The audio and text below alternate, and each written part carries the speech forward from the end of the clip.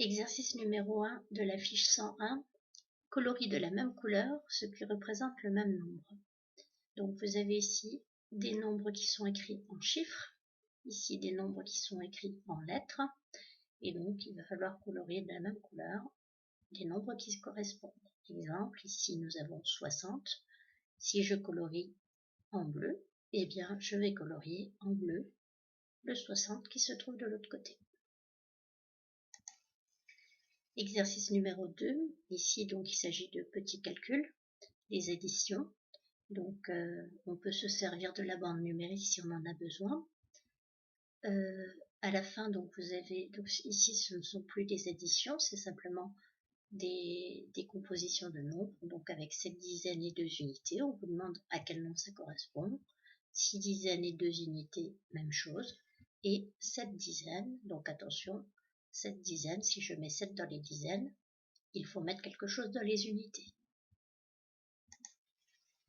Exercice numéro 3, dessine des pièces et des billets pour obtenir 74 €.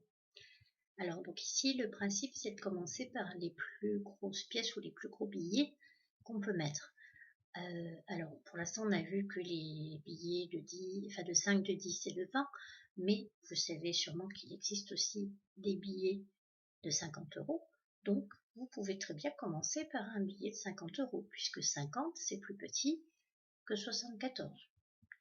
Donc, évitez de mettre, par exemple, 74 pièces de 1 €. On commence d'abord par le plus gros billet qu'on peut, et après on va ajouter les plus petits billets, puis les pièces. Exercice numéro 4. Au début de l'année, il y avait 6 dizaines de crayons dans la classe. 25 crayons ont été perdus. Combien de crayons reste-t-il? Donc ici, voici les 6 dizaines de crayons. Et donc, il y en a 25 qui ont été perdus. Donc, je vous rappelle que 25, c'est 2 dizaines et 5 unités. Donc, pour résoudre ce problème, vous pouvez très bien barrer 2 dizaines et 5 unités et regarder ce qu'il reste, par exemple. Et donc, vous n'oublierez pas de compléter ici. Il reste tant et tant de crayons. Voilà.